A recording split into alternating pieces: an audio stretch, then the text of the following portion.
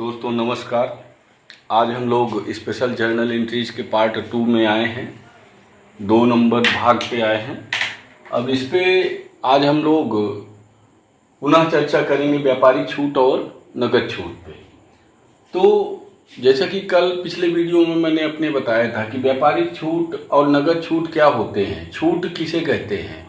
तो छूट के विषय में बताया था कि व्यापारी द्वारा अपने ग्राहकों से जो राशि प्राप्य होती है या व्यापारी द्वारा दूसरों को जो राशि देय होती है उसमें जो कमी आती है या की जाती है उसे हम कटौती कहते हैं।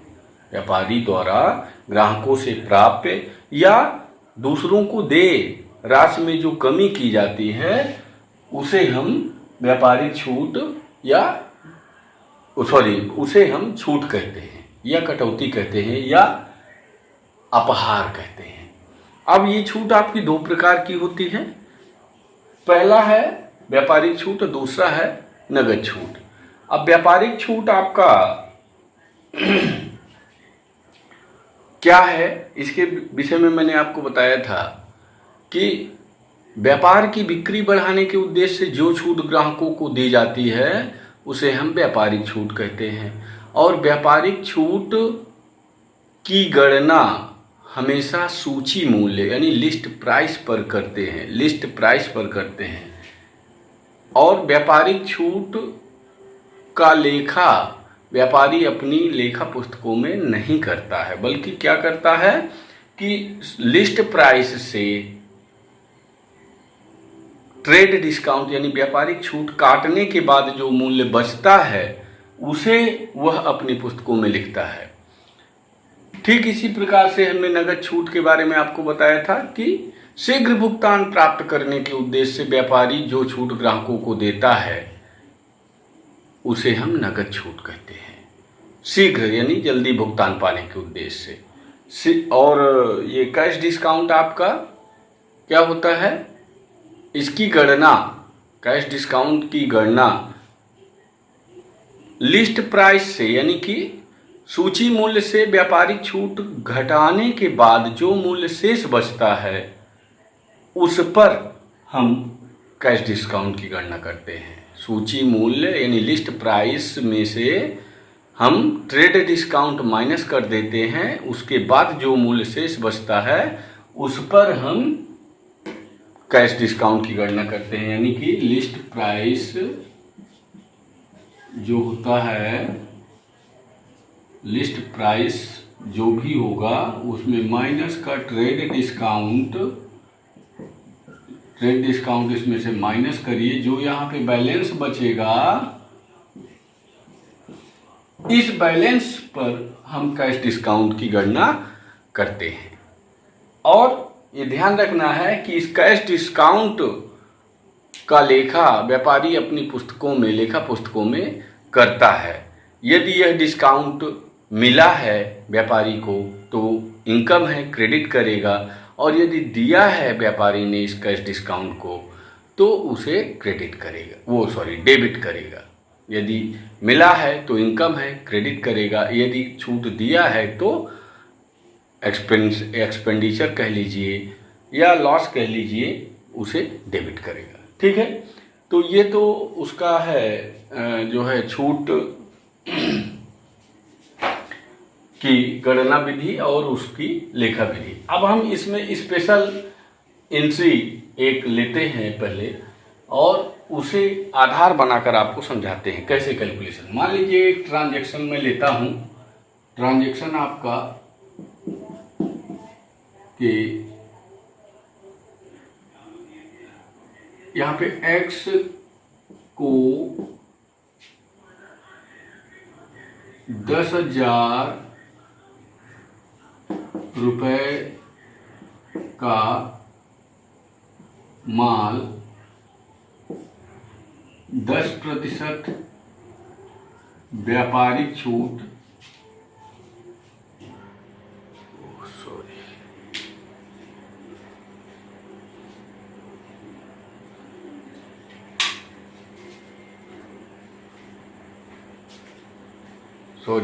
लाइट डिस्टर्ब थी। 10% व्यापारिक छूट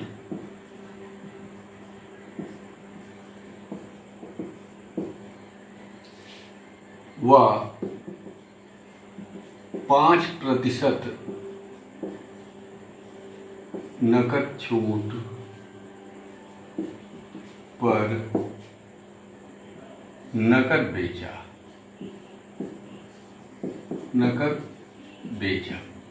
ठीक, ये ट्रांजैक्शन है कि एक्स को 10,000 रुपये का माल 10% व्यापारिक छूट व 5% नकद छूट पर नकद बेचा। नकद शब्द ध्यान दीजिएगा, नकद शब्द बेचा। अब जब नकद बेचा है तो स्वाभाविक सी बात है हम एक्स यानी व्यक्ति के नाम पर कोई ध्यान नहीं देंगे, क्योंकि नकद क्रय या विक्रय यानी खरीदने बेचने की कंडीशन में हम व्यक्ति के नाम पर कोई ध्यान नहीं देते हैं। तो यहाँ पे हम जब व्यक्ति के नाम पर ध्यान नहीं देंगे तो अब आगे की कहानी करते हैं। अब दूसरा पॉइंट आपको समझना है कि व्यापारिक छूट तो हमें, ये लिस्ट प्राइस क्या है यहाँ पर ध्यान देना है। लिस्ट प्राइस आपका है एलपी है 10,000 यानी एमआरपी 10,000 रुपये का माल, तो ये आपका है लिस्ट प्राइस।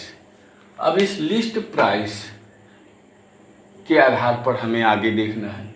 तो ट्रेड डिस्काउंट की गणना किस मूल्य पर करते हैं, लिस्ट प्राइस पर, और कैश डिस्काउंट की गणना हम किस मूल्य पर करते हैं, लिस्ट प्राइस से ट्रेड डिस्काउंट काटने के बाद जो मूल्य बचता है। तो यहाँ पे देखिए, यहाँ पे लिस्ट प्राइस हो गया 10,000।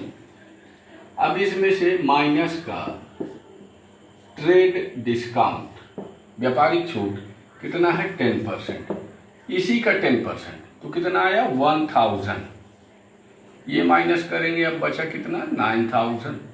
अब हम कैश डिस्काउंट यानी माइनस कैश डिस्काउंट कितना है 5%, वो किसका, इतने का 9,000 का, क्योंकि यही बताया है आपको कि लिस्ट प्राइस में से ट्रेड डिस्काउंट काटने के बाद जो मूल्य बचता है उस पर हम कैश डिस्काउंट, तो 9,000 का 5%, 9 पन्ना 45, 450, ये माइनस किया 5, 9 में 4 गए 5 और 8, ये हमें कैश मिला या कैश रिसीव्ड हमने कितना किया 8,550 रुपये। अब इसको हम जर्नल एंट्री के रूप में जब शो करते हैं तो आपका